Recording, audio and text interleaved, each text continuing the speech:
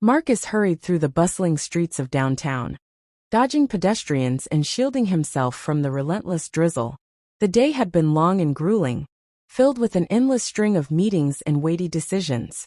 All he wanted now was to retreat to the solace of home, take a steaming shower, and let the stress melt away. As he navigated the crowded sidewalks, his gaze flitted aimlessly, catching glimpses of the world around him. Hurried professionals clutching umbrellas, street vendors making last-ditch efforts to peddle their wares, and the chaotic symphony of honking cars and flashing headlights. It was the quintessential late afternoon scene of a city that never truly rested. But something wasn't right. A jolt of realization hit Marcus like a lightning bolt. His wallet was missing. Frantically, he patted the pockets of his tailored suit, his heart sinking as he remembered paying for a coffee earlier. He must have dropped it there. Muttering a curse under his breath, he turned on his heel, retracing his steps with mounting urgency. That's when he saw her. A disheveled woman, her clothes drenched from the rain, was running toward him. In her hand she clutched something small. Instinctively Marcus tensed, bracing for the worst. Was she a pickpocket? A scammer? But instead of malice, her face held determination. You dropped this at the cafe, she panted, extending his wallet toward him. I saw it fall and ran after you to return it. For a moment, Marcus was too stunned to speak. He blinked, taking in the sight of her. Her threadbare clothes clinging to her rain-soaked frame, her tangled hair, and the weary but honest expression in her eyes. It was clear that life had not been kind to her. Thank you, he finally managed, his voice thick with gratitude. I don't even know how to thank you. You could have kept it. No one would have known. The woman shrugged, her response simple yet profound. It's not mine, is it? I just did what was right. Her words struck him like a thunderclap. In a world where selfishness often reigned supreme, here stood a woman who, despite having so little, had chosen integrity. Overwhelmed by a sudden wave of emotion, Marcus made a spontaneous decision, barely understanding what compelled him. Why don't you come with me? He asked gently. You can have a hot meal and a warm bath. It's not far from here. And it's the least I can do to repay your kindness. The woman's eyes widened in shock.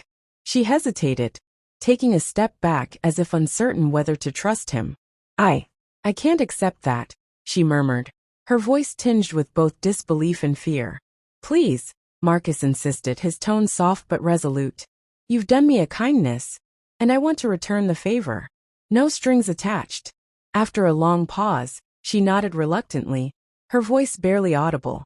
A hot bath would be nice, she admitted, a faint tremor betraying her vulnerability. The short journey to Marcus's home was an uneasy one. She introduced herself as Julia but offered little else, her guarded demeanor making it clear that trust did not come easily to her. Her eyes darted nervously, taking in the affluent neighborhood with a mixture of awe and apprehension. When they arrived at Marcus's house, Julia stopped in her tracks, utterly speechless. The mansion before her seemed like something out of a dream. Its pristine garden and elegant facade exuded an opulence that was almost otherworldly. This way, Marcus said, opening the gate and gesturing for her to follow. Inside, the grandeur only intensified. Crystal chandeliers sparkled overhead, and every piece of furniture looked like it belonged in a museum. Julia felt acutely out of place, as though she might accidentally shatter something just by breathing too hard. A maid appeared silently, her demeanor polite but reserved. Please show our guest to the guest bathroom, Marcus instructed with a warm smile. Turning to Julia, he added, take your time. There are clean towels and dry clothes waiting for you. Make yourself comfortable. Julia followed the maid hesitantly, her steps uncertain. When she stepped into the bathroom, her breath caught in her throat. The room was larger than any shelter she'd ever stayed in. The gleaming marble floors, the ornate bathtub, the soft glow of the lights. It all felt impossibly luxurious. Slowly, Julia undressed, avoiding her reflection in the mirror. She didn't want to confront the person she had become. When the warm water cascaded over her body, she closed her eyes and let the sensation wash over her, both literally and figuratively. Tears mingled with the water as memories surfaced, of better days, of her thriving clothing store, of her mother's pride, and of the betrayals and losses that had led her to this moment. She scrubbed her skin vigorously, as if she could erase not only the grime, but also the mistakes and regrets etched into her soul. When she finally stepped out and wrapped herself in a plush towel, she felt lighter, not free of her burdens, but somehow renewed. Dressed in the simple but clean tracksuit left for her, Julia took a deep breath. She glanced at her reflection again. Her eyes still carried the shadows of her past, but there was a flicker of something else, hope. When Julia re-entered the living room, she found Marcus seated, lost in thought. He looked up as she approached, his expression shifting to one of warmth and surprise. And in that moment, two strangers, each carrying their own scars, began a story of trust, kindness, and the possibility of new beginnings. "Julia," Marcus whispered, his voice thick with emotion, his wide eyes fixed on her. "Is it really you?" Julia froze in confusion, her brows knitting together. How did he know her name? Had she mentioned it during their brief walk to his home? Before she could ask, Marcus took a hesitant step forward, his voice trembling with disbelief. "You don't recognize me, do you?" he said softly. "It's me, Marcus. We went to high school together." The world seemed to tilt beneath Julia's feet. Memories long buried began to stir. A gangly boy with oversized glasses, afternoons filled with laughter in the schoolyard, whispered secrets exchanged under the shade of an old oak tree. How had she not recognized him?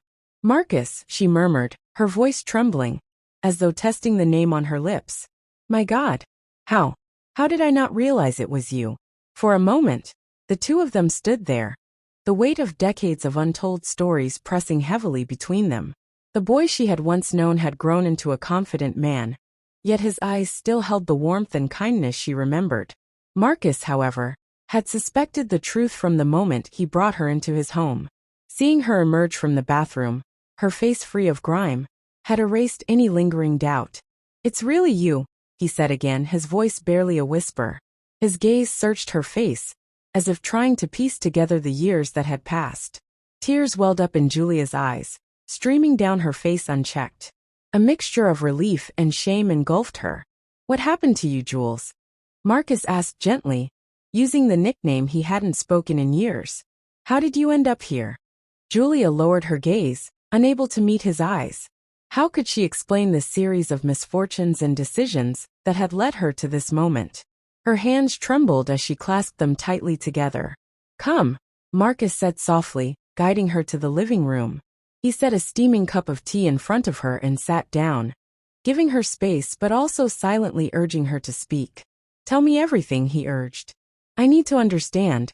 Slowly, Julia began to unravel the tangled threads of her story. She spoke of her once thriving clothing store, and the immense pride she felt in building something of her own. She described the financial blow that drove her to bankruptcy, and the devastating loss of her mother, the only person who had ever been her anchor. "I just sank," Julia admitted, her voice breaking as she cradled the warm teacup. "The debts kept piling up.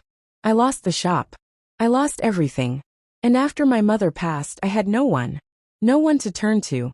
No one to pull me out of the darkness." Marcus listened in silence, his chest tightening with every word. He remembered the strong, determined girl he had known, always ready to face the world with a fiery spirit. Seeing her now, so fragile and worn down, was almost unbearable. "I tried to get back on my feet," Julia continued, her voice barely above a whisper. "But it felt like every time I stood up, something pushed me back down. Eventually, I stopped trying. I turned to things that numbed the pain. Alcohol, other things. And now here I am." She looked down at her hands, her face etched with shame. For a long moment neither of them spoke. Then Marcus reached out, covering her trembling hand with his own. "Jules," he said softly, his voice steady and full of conviction. "Sometimes what feels like the end is really just the beginning of something new. You haven't failed. You've just been knocked down. And if you want to get back up, I'll help you." From that moment on, Marcus became a beacon of light in Julia's life. He didn't just listen, he acted. He helped her check into a rehabilitation clinic to treat her alcohol dependency, covering all the expenses without hesitation. He visited her regularly, bringing words of encouragement and quiet strength during her darkest moments. The recovery process was anything but easy. There were nights when Julia was consumed by an overwhelming craving for the oblivion alcohol once provided. Nights when she thought about giving up.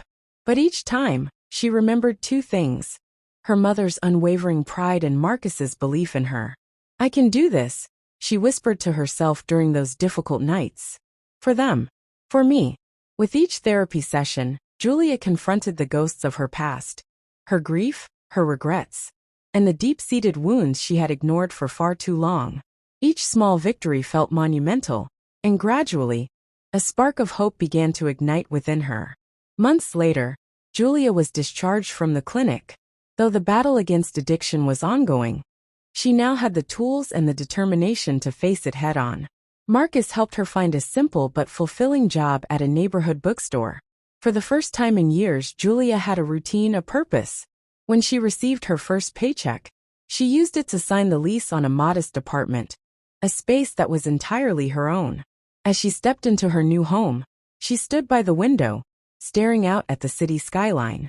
The future, once so shrouded in darkness, now seemed to shimmer with infinite possibilities. A soft breeze brushed her face, and for a fleeting moment, Julia felt as though her mother was there, watching over her. She closed her eyes and smiled, her heart swelling with a peace she hadn't known in years. Sometimes life places people in our paths when we need them most. For Julia, Marcus was that person, a reminder that even in the darkest moments, there is always a glimmer of light. Now it was her turn to carry that light forward, one step at a time, toward the future she had reclaimed.